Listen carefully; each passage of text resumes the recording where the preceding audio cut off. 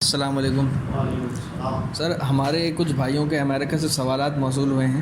تو جلدی میں آپ سے سوالات پوچھوں گا، آپ ان کے جوابات ارشاد فرما دیجیے گا۔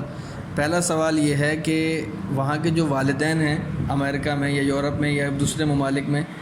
وہ تھوڑا پریشان رہتے ہیں اس حوالے سے کہ ان کی جب اولاد 18 سال کراس کر جاتی ہے، جب ایڈلٹ ہو جاتے ہیں وہ، تو وہ ہر چیز کا اختیار ان کو مل جاتا ہے۔ وہ اپنے والدین کی فرما برداری کریں یا نہ کریں، ان سے بدتمیزی کریں، کسی بھی قسم کا سلوک کریں، ان پہ کوئی اختیار نہیں رہتا والدین کا۔ تو آیا اس صورت میں ان کو کیا کرنا چاہیے اور اس کے بارے میں شرعی رہنمائی کیا ہے؟ بسم اللہ الرحمن الرحیم۔ دیکھیے، ہمارے یہاں تو بالکل یہ بلا عام ہے۔ میں اس کو بلا سے اس لیے تعبیر کر رہا ہوں، ظاہر ہے جو میں بات آگے کہنا چاہوں گا تو پھر آپ کو سمجھ میں آ جائے گا کہ ہمارے یہاں کام کاج کرنے کے لیے، ذریعہ معاش کے لیے لوگ باہر چلے جاتے ہیں اور ایسے ممالک میں بھی چلے جاتے ہیں۔ ظاہر ہے کفار کی اکثریت ہوتی ہے، روزگار کے مواقع وہاں زیادہ ہوتے ہیں، لہذا وہ کمفرٹیبل ہوتے ہیں وہاں پر اپنی دنیاوی لحاظ سے کہ وہاں کمائی کریں، فیملیز کو بھی وہاں رکھ لے، بچے بھی وہاں ہوتے ہیں، تعلیم بھی وہیں پاتے ہیں۔ تو میں ایک ضمناً ایک جنرل ایک مسئلہ بیان کر دیتا ہوں، یہ سب چیزوں کا جوابات بھی آپ کو مل جائیں گے۔ کسی بھی کافر ملک میں رہنے کے لیے ایک شرط ہے جو ہمارے دین نے بیان کی ہے، وہ شرط یہ ہے کہ کبھی بھی کسی بھی طریقے سے اپنی اولاد پر، اپنے پر، اپنی بیوی پر جان، مال، دین، عزت، اس کا حملہ نہ ہونے کا خطرہ ہو تو ایسی صورت میں ان ممالک میں رہنے کی اجازت ہے، ورنہ ہجرت فرض ہو جاتی ہے۔ یعنی میں اگر کسی بھی کافر ملک کے اندر جا رہا ہوں اور وہاں میرے کو روزگار اچھا مل رہا ہے، مجھے سیلری اچھی مل رہی ہو، لیکن وہاں کا ماحول ایسا ہو کہ جو میری اولاد کو خراب کر رہی ہو، دینی لحاظ سے اس کے نظریات خراب ہو رہے ہوں، عقائد خراب ہو رہے ہوں، یا میری وائف ہیں ان کے نظریات عقائد خراب، یا میرے از خود وہاں کے ماحول سے میرے نظریات خراب ہو رہے ہوں کسی بھی حوالے سے، دینی حوالے سے، ایسی صورت میں کسی بھی ایسے کو کافر ملک میں رہائش کرنا اشد درجے کا حرام ہے۔ نہ صرف حرام ہے بلکہ نعوذ باللہ من ذالک انسان کے ایمان کو خراب کرنے والی بات۔ لہذا ذہن میں رکھیے گا، اللہ نے قرآن پاک کے اندر واضح اصول بیان کر دیا ہے سورہ آل عمران میں، ان الذین توفاہم الملائکہ ظالمی انفسہم، کہ کچھ لوگ ہیں کہ جو باوجود طاقت رکھتے ہوئے وہ ایسی ہی جگہوں کے اوپر اپنی زندگی گزارتے ہیں جہاں ان کا ایمان خطرے میں، ایمان خراب ہو رہا ہے، ماحول سے، معاشرے سے، اولاد کی ایمان خراب ہو رہے ہیں، لیکن وہ ہجرت نہیں کرتے۔ اللہ نے اس کو ظلم سے تعبیر کیا۔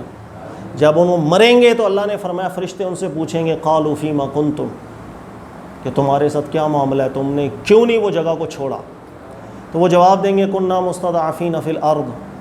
کہ ہم چھوڑ نہیں پائے اپنی مجبوریوں سے، روزگار اچھا تھا اس وجہ سے، لیکن اولاد خراب ہو گئی۔ تو اللہ نے فرمایا کہ قالوا، فرشتے کہیں گے الم تکن ارض اللہ واسعۃ فتہاجروا فیہ، کہ اللہ کی زمین بہت وسیع اللہ نے بنائی، تم ہجرت کیوں نہیں کیا؟ ہجرت یعنی ایسی جگہ چھوڑ کے آپ ایسی جگہ پر کیوں نہیں گئے کہ جہاں پر آپ کی جان، آپ کا دین، مال محفوظ رہے، اور آپ کی اولاد کا، آپ کی فیملی کا جان، دین محفوظ رہے۔ پھر اللہ نے فرمایا الا المستضعفین من الرجال والنساء والولدان لا یستطیعون حیلا ولا یہتدون سبیلا، کہ یعنی کہ صرف وہ لوگ کہ جو ایسے ملک میں کہیں جا کے پھنس جائیں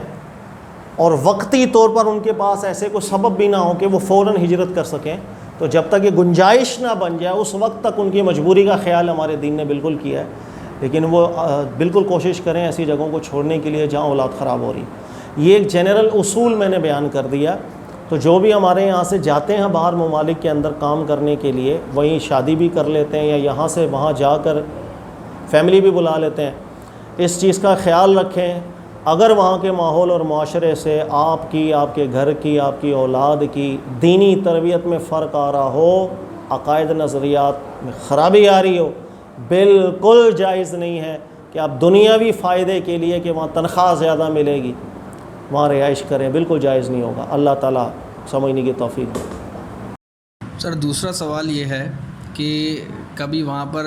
فیملی میٹرز کے اندر جو کورٹ ہوتا ہے، جو جج ہوتا ہے، وہ تو نان مسلم ہی ہوتے ہیں، تو مسلمان تو وہاں کوئی شاذ و نادر ہی اگر ہوا تو ہو، لیکن اب کبھی کوئی خلا کا معاملہ ہے، طلاق کا معاملہ ہے، کوئی کورٹ میں اگر معاملہ چلا جاتا ہے تو جج اگر کوئی مسلمانوں کے دو جو کپل ہے ان کے درمیان سیپریشن کرا دے، ڈیفورس کرا دے، یا کوئی بھی ایسا شرعی حکم ثابت جاری کر دے، تو کیا یہ شریعت کے حساب سے درست ہے اور کیا یہ نافذ العمل ہوگا یا نہیں؟ یہ بڑا کامن سوال ہے، عام طور پہ کیا جاتا ہے کہ جہاں پر جج، ایسے ممالک نان مسلمز ہیں، جج ہیں، اور وہ فیصلہ کریں اور نکاح ختم کرا دیں، نکاح فسخ کروا دیں، تو ایک میں جنرل اصول یہاں پر بھی بیان کر دیتا ہوں کہ قضا جو ہوتی ہے، یاد رکھیے گا، اس کے لیے مسلمان ہونا مسلمانوں کے لیے ضروری ہے۔ اس لیے کہ قضا کہتے ہیں یعنی جو فیصلہ کرنا، عادل بن کر، جج بن کر جب فیصلہ کیا جاتا ہے، تو ایک مسلمان ہونے کے ناطے ہم پر لازم رکھا اللہ پاک نے کہ ہم اس فیصلے کو قرآن اور سنت کے مطابق ہی مانیں، ورنہ بہت سخت وعید اللہ نے قرآن میں فرمائی ہے، من لم یحکم بما انزل اللہ فاولئک هم الفاسقون کافرون ظالمون، یعنی کہ کوئی بھی شخص حاکم بن کے، حکم بن کے، قاضی کی مسند پہ بیٹھ کر اللہ کے حکم کے مطابق فیصلہ اگر نہیں کرے گا، وہ کافر ہے، ظالم ہے، فاسق ہے۔ اسی طرح وہ مسلمان کہ جو قرآن سنت کے مطابق فیصلہ نہ لے رہا ہو، وہ کہ نہیں مجھے قرآن سنت نہیں چاہیے، مجھے بس دنیا کے قوانین کے، یہ بھی کفر بنتا ہے، اس لیے کہ شریعت اور حکم کا اختیار اللہ رب العزت کے پاس ہے۔ لہٰذا یہ ایک جنرل اصول ہے، یہ بھی ذہن میں رکھیں، وہ یہ ہے کہ قاضی جو قضا کرتا ہے اس کے لیے مسلمان ہونا ضروری ہے۔ لہذا ایسے کیسز کہ میاں بیوی ہے، ان کا رشتہ نہیں بن رہا اور وہ عدالت چلے گئے، نان مسلم جج ہے، انہوں نے نکاح فسخ کر دیا، یہ بالکل فیصلہ نافذ نہیں ہوگا۔ اللہ نے بھی فرمایا لن یجعل اللہ للکافرین علی المؤمنین سبیلا،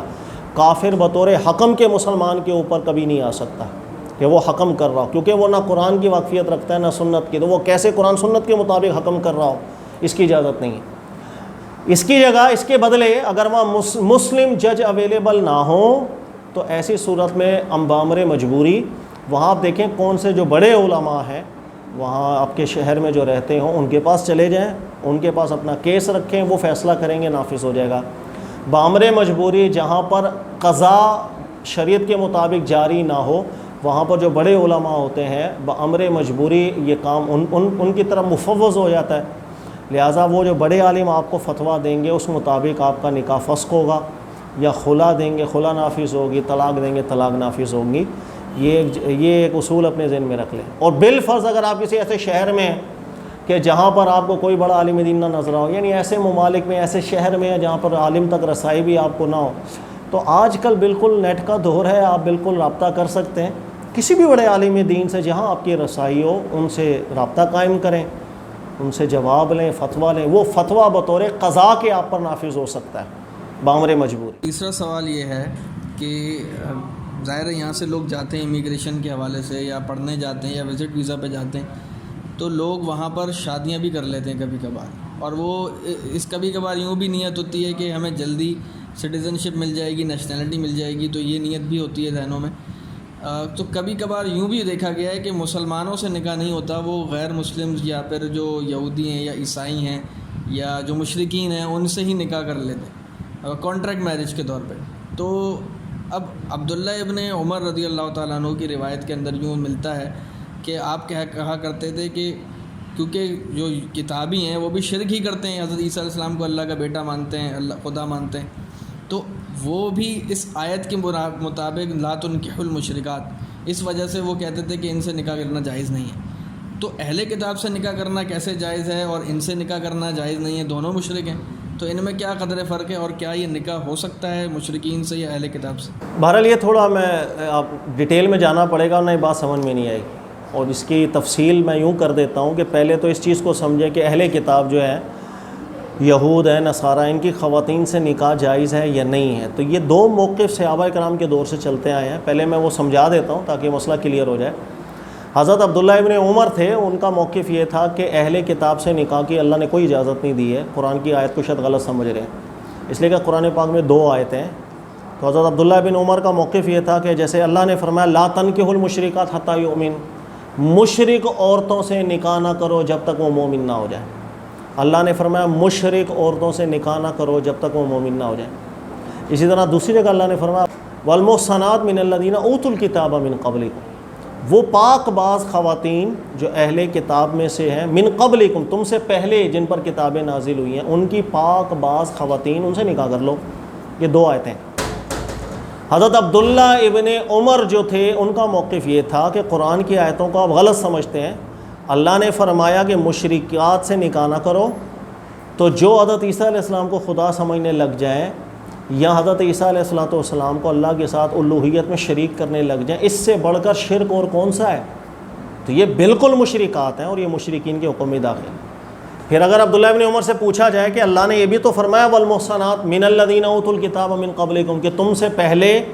اہل کتاب کی پاک باز خواتین ان سے نکاح کر لو، تو عبداللہ ابن عمر کہتے ہیں کہ جو عورت شرک کرنے والی ہو کیا وہ پاک باز ہوگی قرآن کی اصطلاح میں؟ لہذا قرآن جس عورت کی اہل کتاب کی بات کر رہا ہے وہ اہل کتاب ہیں جو شرک میں ملوث نہیں ہوں۔ لہذا یہ موقف تھا حضرت عبداللہ ابن عمر کا رضی اللہ تعالیٰ عنہ، ایک بڑا موقف رہا ہے۔ لیکن کہنے کا مقصد صحابہ کرام کی اکثریت عبداللہ ابن عمر کے علاوہ وہ بالکل متفق نہیں تھی عبداللہ ابن عمر سے، اور صحابہ کی اکثریت جو تھی وہ یہ کہتی تھی کہ عام مشرکین اور اہل کتاب کا جو شرک ہے یا وہ مشرک، ان دونوں میں تھوڑا سا فرق ہے احکامات میں، اور جو پیورلی مشرک ہیں ان سے نکاح جائز نہیں ہے، لیکن وہ خواتین جو اہل کتاب جو شرک میں ملوث ضرور ہوں لیکن طبیعت کی پاک باز ہو، یعنی فاحشہ خاتون نہ ہو، طبیعت کی پاک ہو، اچھی ذہنیت کی ہو، اگر ان سے نکاح کر لیا جائے گا قرآن کی اجازت میں داخل ہوتے ہیں۔ والمحصنات من الذین اوتوا الکتاب من قبلکم کے زمرے میں۔ اس لیے صحابہ کرام کی ایک بہت بڑی جماعت ملتی ہے جنہوں نے